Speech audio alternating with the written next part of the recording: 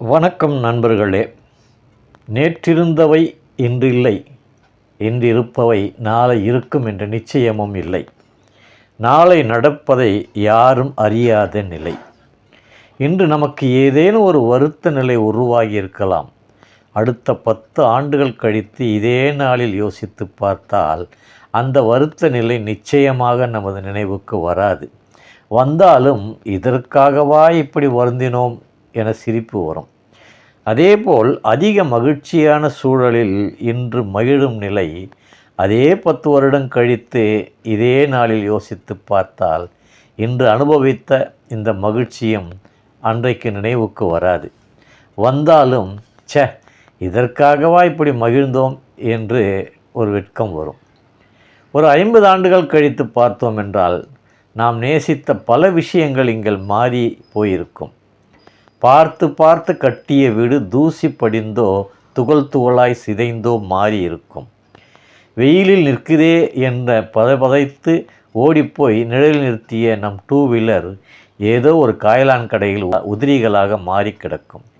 அணிந்தால் பழசாகி விடும் என அழகு பார்த்த ஆடைகள், நகைகள், நாம் ரசித்து அலங்கரித்து அலமாரியில் வைக்கப்பட்ட புத்தகங்கள் உள்ளிட்ட பல பொருட்கள் இல்லாமலே போயிருக்கும். நெருங்கிய உறவுகளில் கூட மிகச்சிலரை தவிர நம்ம யாருமே தெரிந்திருக்காது.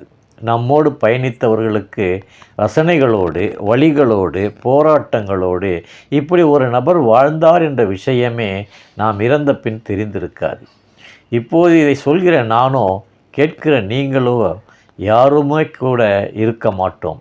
இந்த உலகத்தில் நாம் இல்லாமலேயே இந்த பிரபஞ்சம் வெகு இயல்பாக இயங்கிக் கொண்டே இருக்கும். ஆனால் எல்லாமே மாறிப்போயிருக்கும்.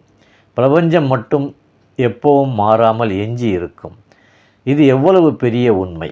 நான் தான், நாம தான், நம்மால் தான் என்ற கர்வத்தோடு வாழ்ந்த எவரின் சுவடுகளுமே எஞ்சி இருக்காது.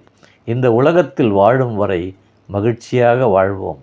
சந்தோஷம், ஏமாற்றம், தோல்வி, வலி, அழுகை உள்ளிட்ட இன்னும் பிற விஷயங்கள் இந்த பிரபஞ்சத்தில் இருந்து கொண்டுதான் இருக்கும்.